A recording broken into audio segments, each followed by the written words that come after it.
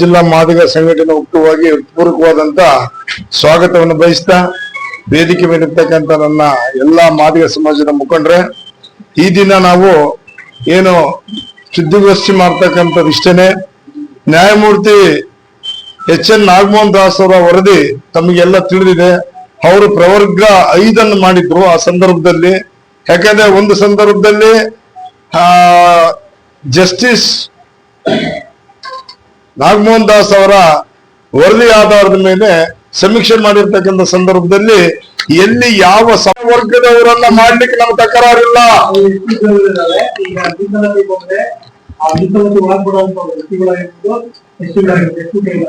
Sir, ನಮಗೆ ST. ಒಳಗೆ 56,000 ಹುದ್ದೆಗಳಲ್ಲಿ ನಮಗೆ 17% ಅನ್ನ ನಾವು ಕೇಳ್ತಾ ಇದ್ದೀವಿ ಸರ್.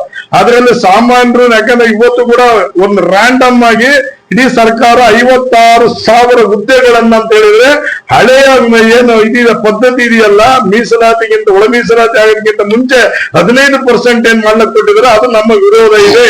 ಅದರಿಂದ ನಾನು ಸಾಮಾನ್ಯ ವರ್ಗಕ್ಕೆ ವಯೋಮಿತಿಗಳ ಆಧಾರದ ಮೇಲೆ ಅವ್ರಿಗೆ ಕೊಟ್ಟರೆ ನಮ್ದು ಯಾವುದೇ ರೀತಿಯ ತಕರಾರಿಲ್ಲ.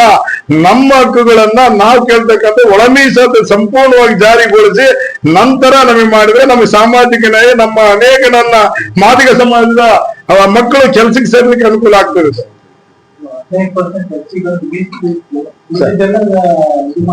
ಇಲ್ಲ ಸರ್, ನಾವೇಳು ಸಾಮಾನ್ಯರು ಬೇರೆ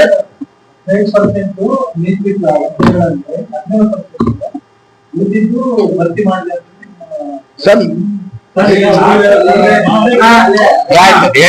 ಒಂದ್ ನಿಮಿಷ, ಟೋಟಲ್ ಎಲ್ಲದನ್ನು 56,000 ಚಿಲ್ಲರೆ ಏನು ಕರ್ದವರು ಅದೆಲ್ಲದನ್ನು ಬಂದ್ ಮಾಡ್ಬೇಕು. ಯಾರನ್ನ ತಗದಿಲ್ಲ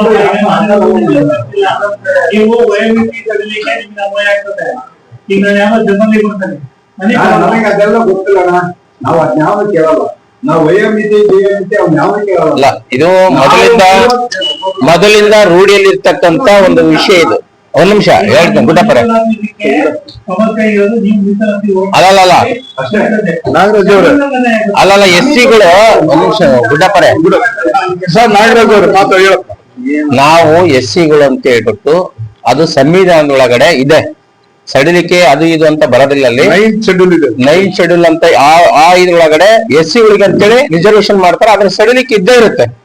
ಆದ್ರೆ ಈಗೇನಾದ್ರೂ ತರಾತುರಿಯಲ್ಲಿ ಇವರು ನೇಮಕಾತಿಗಳನ್ನ ಮಾಡ್ಕೊಂಡ್ರೆ ನಮ್ಮವ್ರಿಗೆ ಸೀನಿಯಾರಿಟಿ ಹೋಗುತ್ತೆ. ಒಂದು ತಿಂಗಳು ಕೂಡ ಬಹಳ ಮುಖ್ಯ ಆಗುತ್ತೆ, ಒಂದು ದಿನನೂ ಮುಖ್ಯ ಆಗುತ್ತೆ, ಸೀನಿಯಾರಿಟಿ ಹೋಗ್ಬಿಡ್ತೈತಿ. ನೇಮಕಾತಿ ಪ್ರಕ್ರಿಯೆಗಳನ್ನ ಎಲ್ಲ ಒಟ್ಟಿಗೆ ಮಾಡ್ಕೋಬೇಕು ಅವರು. ಒಂದು ಈಗ ಎರಡನೇದು ನಾವೇನ್ ಹೇಳ್ತೇವೆ, ಇವತ್ತು ಒಳ ಮೀಸಲಾತಿ ವಿಚಾರವಾಗಿ ನಮ್ಮ ಸಮುದಾಯಕ್ಕೆ ಅನ್ಯಾಯ ಆಗ್ತಾ ಇದೆ. ನಮ್ಮ ಸಮಾಜ ತುಂಬಾ ತೀರಾ ಹಿಂದುಳಿದಿದೆ. ನಾವು ಅನಕ್ಷರಸ್ಥರು ತುಂಬಾ, ಅದರಲ್ಲಿ ಕೂಲಿನಲ್ಲಿ ಮಾಡ್ಕೊಂಡು ಓದ್ಕೊಂಡು ಬೆಳ್ಕೊಂಡು ಬಂದಂತ ನಾವು ಕಡಿಮೆ ಸಂಖ್ಯೆಯಲ್ಲಿ ಇರ್ತೀವಿ. ನಮಗೆ ಉದ್ಯೋಗದ ಅವಕಾಶಗಳು ಬೇಕು ಅನ್ನೋ ಕಾರಣಕ್ಕೋಸ್ಕರ ನಾವು ಹೋರಾಟವನ್ನು ಮಾಡ್ತಾ ಇದ್ವಿ. ಆದ್ರೆ ಮೀಸಲಾತಿಯಲ್ಲಿ ಬರ್ತಕ್ಕಂತ ಪಾಲನ್ನ, ನಮಗ್ ಸಿಗ್ಬೇಕಾದ ಪಾಲನ್ನ, ಸಿಂಹ ಪಾಲನ್ನ ಇತರೆಯವರು ಅದನ್ನ ಅನುಭವಿಸ್ತಾ ಇದ್ರು. ರಾಜಕೀಯ ಇರ್ಬೋದು, ಉದ್ಯೋಗ ಇರ್ಬೋದು, ಶಿಕ್ಷಣ ಎಲ್ಲದರಲ್ಲೂ ಕೂಡ ಬೇರೆಯವರು ಅನುಭವಿಸೋದು ನಮ್ಮನ್ನ ಅವಕಾಶ ವಂಚಿತರನ್ನಾಗಿ ಮಾಡ್ತಾ ಇದ್ರು. ಅದೇ ಕಾರಣಕ್ಕೆ ನಾವು ಪ್ರತ್ಯೇಕವಾಗಿ ಒಳ ಮೀಸಲಾತಿ ಮಾಡಿಕೊಡಿ, ನಮಗೆ ನಮ್ಮ ಜನಸಂಖ್ಯೆ ಎಷ್ಟಿದೆಯೋ ಅಷ್ಟಕ್ಕೆ ಅನುಗುಣವಾಗಿ ನಮಗೆ ಮೀಸಲಾತಿಯನ್ನ ಕೊಡಿ ಅಂತ ನಾವು ಹೋರಾಟಗಳನ್ನ ಅನೇಕ ರೀತಿಯಲ್ಲಿ ಮಾಡಿರ್ತಕ್ಕಂಥದ್ದನ್ನ ತಾವೆಲ್ಲರೂ ಗಮನಿಸಿದ್ದೀರಾ. ಈಗೇನಾಗಿದೆ, ಒಳ ಮೀಸಲಾತಿ ಕೊಟ್ಬಿಡ್ತೀವಿ ಅನ್ನೋಂಥದ್ದ ಪ್ರಣಾಳಿಕೆಯಲ್ಲಿ ಈಗಿನ ಸರ್ಕಾರ ಇಟ್ಕೊಂಡ್ರು. ಪ್ರಣಾಳಿಕೆಯಲ್ಲಿ ಇಟ್ಕೊಂಡ್ರು, ಅದನ್ನ ಕೊಡ್ಲಿಲ್ಲ, ಮೀನಾಮೇಷ ಮಾಡಿದ್ರು. ನಾವೇನ್ ಮಾಡಿದ್ವಿ, ಕೋರ್ಟಿಗೆ ಹೋದ್ವಿ.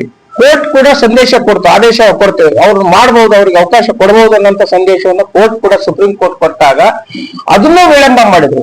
ಈಗ ಮತ್ತೆ ನಾಗಮೋಹನ್ ದಾಸ್ ಆಯೋಗ ಅಂತ ಇವ್ರೊಂದು ಹೆಸರು, ಇದೇ ಕಾಂಗ್ರೆಸ್ ಸರ್ಕಾರ ಇದ್ದಾಗ ಹಿಂದೆ ಎ.ಜೆ. ಸದಾಶಿವ ಆಯೋಗವನ್ನು ರಚನೆ ಮಾಡಿತ್ತು. ಆಮೇಲೆ ಬಿಜೆಪಿ ಸರ್ಕಾರ ಬಂದು ಮಾಧುಸ್ವಾಮಿ ಆಯೋಗ ರಚನೆ ಮಾಡಿತ್ತು.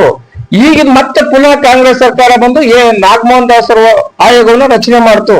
ನಾಗಮೋಹನ್ ದಾಸ್ ಅವರ ಆಯೋಗದ ಪ್ರಕಾರ, ಎ.ಜಿ. ಸದಾಶಿವ ಆಯೋಗದ ಪ್ರಕಾರ, ಮಾಧುಸ್ವಾಮಿ ಆಯೋಗದ ಪ್ರಕಾರ ಮಾದಿಗರೇ ನಂಬರ್ 1.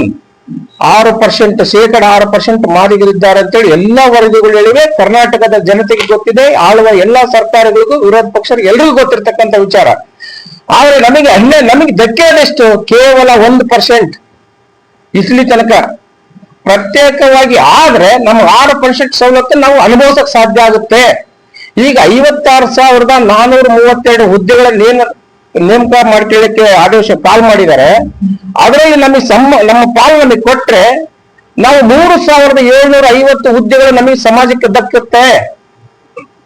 ಇಲ್ಲ ಅಂದ್ರೆ 100 ಕೂಡ ಸಿಗೋದಿಲ್ಲ. ಆ ಕಾರಣದಿಂದ ನಾವು ತಡೆ ಹಿಡಿಬೇಕು, ಅದನ್ನ ನೇಮಕಾತಿ ಹಳೆ ರೋಸ್ಟರ್ನ ತಡೆ ಹಿಡಿಬೇಕು. ಹೊಸ ಒಳ ಮೀಸಲಾತಿ ಅನ್ವಯ, ನಾಗಮೋಹನ್ ದಾಸ್ ವರದಿ ಅನ್ವಯ, ಸುಪ್ರೀಂ ಕೋರ್ಟ್ ಡೈರೆಕ್ಷನ್ ಮುಖಾಂತರ ಮತ್ತೆ ರಾಜ್ಯಪಾಲರು ಅಂಕಿತ ಹಾಕ್ಸ್ಕೊಂಡ್ಬಂದ್ರು, ಅಲ್ಲೂ ಕೂಡ ಸುಳ್ಳು ಮಾಹಿತಿಯನ್ನು ಕೊಟ್ಟಿದ್ದಾರೆ. ಅಂಕಿತ ಹಾಕಿಲ್ಲ ಅಂತೇಳಿ ನೆಪ ಹೇಳ್ತಾ ಇದ್ರು, ಅಂಕಿತ ಹಾಕಿ ತಿರುವುದನ್ನೇ 15% ತಂದ್ರು. ಇದು ಈ ತಾರತಮ್ಯಗಳನ್ನ ಸರ್ಕಾರ ಮಾಡ್ತಕ್ಕಂಥ ಧೋರಣೆಯನ್ನ ಇಲ್ಲಿ ಯಾರ ಮೇಲ್ಗೈ ಇದೆ? ಸಿದ್ದರಾಮಯ್ಯನವ್ರನ್ನ ಹಿಂದೆ ಹಿಡಿದ್ರೆ ಯಾರು ಅಂದಾಗ ನಮಗೆ ನೇರವಾಗಿ ಕಾಣುತ್ತೆ ಇದು ಬಲಗೈ ಸಮಾಜದ ಕೆಲವು ಮಂತ್ರಿಗಳ ಕುತಂತ್ರ. ಈ ಬಲಗೈ ಸಮಾಜ ಇರೋವರೆಗೂ ಕೂಡ ನಮ್ಮ ಸಮಾಜಕ್ಕೆ ಏಳಿಗೆ ಇಲ್ವೇ ಇಲ್ಲ. ಬಲಗೈ ಸಮಾಜದ ಕೆಲವರು ನಮ್ಮನ್ನು ಕುತಂತ್ರ ಮಾಡಿ ಜೊತೆಲಿ ಇಟ್ಕೊಂಡು ಚೂರಿ ಹಾಕಂತ ಕೆಲಸವನ್ನು ಮಾಡ್ತಾ ಇದ್ದಾರೆ. ಉದಾಹರಣೆಗೆ ಈಗಲಿನ ಸರ್ಕಾರದೊಳಗಡೆ ನಾವು ಹಿಂದಿನಿಂದಲೇ ನಾವು ತಗೊಂಡಾಗ ಮಾದಿಗ ಸಮಾಜಕ್ಕೆ ಒಂದೇ ಕಾಂಗ್ರೆಸ್ ಪಕ್ಷರು ಕೆಪಿಸಿಸಿ ಅಧ್ಯಕ್ಷ ಸ್ಥಾನ ಕೊಟ್ಟಿಲ್ಲ. ಇವರಿಗೆ ದುಡಿಮೆ ಮಾಡೋದು ಇವರು, ಯಜಮಾನಿಕೆ ಮಾಡೋದು ಬಲಗೈ ಸಮಾಜ. ಮತ್ತು ಒಂದೇ ಒಂದು ಮುಖ್ಯಮಂತ್ರಿ ಸ್ಥಾನ ಅಲ್ಲ ಬಿಡಿ, ಗೃಹ ಮಂತ್ರಿ ಅಂತ ಕೆಲಸಗಳನ್ನು ಕೊಟ್ಟಿಲ್ಲ. ಈ ಸಮುದಾಯಕ್ಕೆ ನ್ಯಾಯ ಕೊಡಿಸ್ತಕ್ಕಂತ, ಉದ್ಯೋಗ ಕೊಡಿಸ್ತಕ್ಕಂತ, ಏನು ಸಣ್ಣ ಪುಟ್ಟ ಸಹಾಯ ಮಾಡ್ತಕ್ಕಂತ ಲೋಕೋಪಯೋಗಿ ಮಂತ್ರಿ ಸ್ಥಾನವನ್ನು ಕೂಡ ಕೊಟ್ಟಿಲ್ಲ ಇವರು ಕಾಂಗ್ರೆಸ್ನವರು. ಒಂದೇ ಒಂದು ಪ್ರಮುಖ ಹುದ್ದೆಗಳನ್ನ, ಪ್ರಮುಖ ಖಾತೆಗಳನ್ನ ಈ ಸಮುದಾಯದ ಯಾವುದೇ MLA ಶಾಸಕರಿಗೆ ಕೊಟ್ಟಿಲ್ಲ. ಆ ಕಾರಣ ನಾವು ಹೇಳ್ತಾ ಇದ್ದೇವೆ, ನೀವು ಅಲ್ಲಿದ್ಕೊಂಡು ಏನ್ ಮಾಡ್ತೀರಿ? ಮಾದಿಗ ಸಮಾಜದ ಸಚಿವರಾಗ್ಲಿ, ಮಂತ್ರಿಗಳಾಗ್ಲಿ ಅಥವಾ ಯಾವುದೇ ಸದಸ್ಯರುಗಳಾಗ್ಲಿ, ನೀವು ಈ ಕೂಡಲೇ ನಿಮಗೆ ಸ್ವಾಭಿಮಾನ ಇದ್ರೆ ಸಮುದಾಯಕ್ಕಿಂತ ಮುಖ್ಯ ಅಲ್ಲ ನಿಮ್ಮ ಹುದ್ದೆಗಳು. ಸಮುದಾಯದ ಏನು ಶವದ ಮೇಲೆ ಅವರು ಅಧಿಕಾರ ನಡೆಸಬೇಕು ಅನ್ನೋದಾದ್ರೆ ನೀವು ಅಲ್ಲಿ ಯಾಕಿರ್ತೀರಾ? ಈ ಕೂಡಲೇ ನಿಮ್ಮ ರಾಜೀನಾಮೆಗಳನ್ನ ಬಿಸಾಕಿ, ಈ ಕೂಡಲೇ ಮಂತ್ರಿ ಸ್ಥಾನಕ್ಕೆ ರಾಜೀನಾಮೆ ಬಿಸಾಕಿ ಮಾದಿಗರು, ಈ ಕೂಡಲೇ ಶಾಸಕ ಸ್ಥಾನಕ್ಕೆ ರಾಜೀನಾಮೆ ಬಿಸಾಕಿ, ಈ ಕೂಡಲೇ ಪಟ್ಟಣ ಪಂಚಾಯತಿ ಇನ್ನೊಂದು ಸದಸ್ಯರು ಯಾವುದೋ ಎಲ್ಲವೂ ರಾಜೀನಾಮೆ ಕೊಟ್ಟು ಹೊರಗೆ ನೀವು. ಆವಾಗ ಇಡೀ ಮಾದಿಗ ಸಮಾಜದ ಕಾಲಿಡಿಯಕ್ಕೆ ಇದು ಸರ್ಕಾರ ಬರುತ್ತೆ. ಈ ಮಾತನ್ನ ಈ ಮಾದಿಗ ಸಚಿವರಿಗೆ ಅಥವಾ ಶಾಸಕರಿಗೆ ನಾವು ಹೇಳ್ತೇವೆ. ನಿನ್ನೆನೆ ಕೂಡ ನಮ್ಮ ಶಾಸಕರಾದಂತ ಇಲ್ಲಿ ಬಸವಂತಪ್ಪ ಇದ್ರು, ಬಸವಂತಪ್ಪನವರಿಗೆ ಇಡೀ ಸಮಾಜ ಹೋಗಿ ಪ್ರಶ್ನೆ ಮಾಡಿದ್ವಿ. ನೀವು ಇದೇ ಮಾತು ಹೇಳಿದ್ರೆ ನೀವು ರಾಜೀನಾಮೆ ಕೊಡ್ಬೇಕು, ಇಲ್ಲ ಮಾದಿಗ ಪರವಾಗಿ ಧ್ವನಿ ಎತ್ತಬೇಕು. ಆ ರೀತಿ ನಾವು ಪ್ರಶ್ನೆ ಮಾಡಿದ್ದೇವೆ. ಇದು ಬರೇ ಬಸವಂತಪ್ಪ ಅಷ್ಟೇ ಅಲ್ಲ, ಇಡೀ ಮಾದಿಗ ಸಮಾಜದ ಮಂತ್ರಿ MLAಗಳಿಗೆ ಮತ್ತು ಸದಸ್ಯತ್ವ ಯಾರು ತಗೊಂಡ್ರ ಅವರೆಲ್ಲರೂ ಬಿಗಿ ಹಿಡಿಬೇಕು ಅಂತೇಳಿ ಈ ಸಂದರ್ಭದಲ್ಲಿ ಒತ್ತಾಯವನ್ನು ಮಾಡ್ತಾ, ಇದನ್ನು ಮಾಡೇ ಇದ್ರೆ ಇವ್ರು ಮಾಡ್ತಾರೆ ಬಿಡ್ತಾರೆ ಗೊತ್ತಿಲ್ಲ, ಮಾಡದಿದ್ರೆ ನಾವು 6ನೇ ತಾರೀಕು ದಾವಣಗೆರೆಯನ್ನ ಬಂದ್ ಕರೆದಿದ್ದೇವೆ. ದಾವಣಗೆರೆ ನಗರವನ್ನ ಬಂದ್ ಕರೆದಿದ್ದೇವೆ. ಆ ಬಂದಿಗೆ ಎಲ್ಲಾ ನಾಗರಿಕ ಬಂಧುಗಳು, ಎಲ್ಲಾ ಸಂಘ ಸಂಸ್ಥೆಯವರು, ಎಲ್ಲಾ ರಾಜಕೀಯ ಮುಖಂಡರುಗಳು, ನಮ್ಮ ಸಮುದಾಯದ ಈಗ ವಿಶ್ವನಾಥ್ ಅವರು ಹೇಳಿದ್ರೆ ನಾವು ಏನೇನು ಕೆಲಸಗಳನ್ನು ಮಾಡ್ತೀವಿ ಅಂತೇಳಿ, ನಾವೆಲ್ಲ ನಿಮ್ಮ ಸೇವೆಯನ್ನು ಮಾಡುವಂತ ಜನ, ನಿಮ್ಮ ಊರಿನ ನಗರವನ್ನು ಸ್ವಚ್ಛ ಮಾಡುವಂತ ಜನ, ನಮಗೆ ಬೆಂಬಲವನ್ನ ಕೊಡೋದ್ರ ಮುಖಾಂತರ ಆ ಬಂಧನಲ್ಲಿ ನಿಮ್ಮ ಸಹಕಾರ ಇರಬೇಕಂತೇಳಿ ತಮ್ಮಗಳ ಮುಖಾಂತರ ಒತ್ತಾಯನ್ನ ಮಾಡುತ್ತೇವೆ.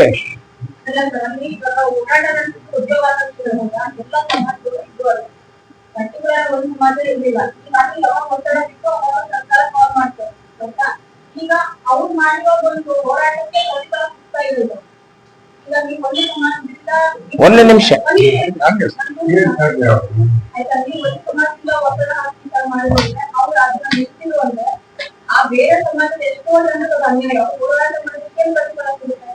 ಒಂದೇ ನಿಮಿಷ.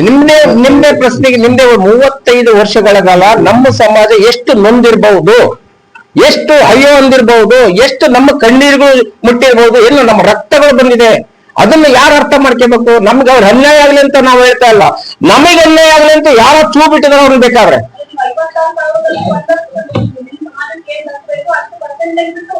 ಬೇಕಾಗಿಲ್ಲ.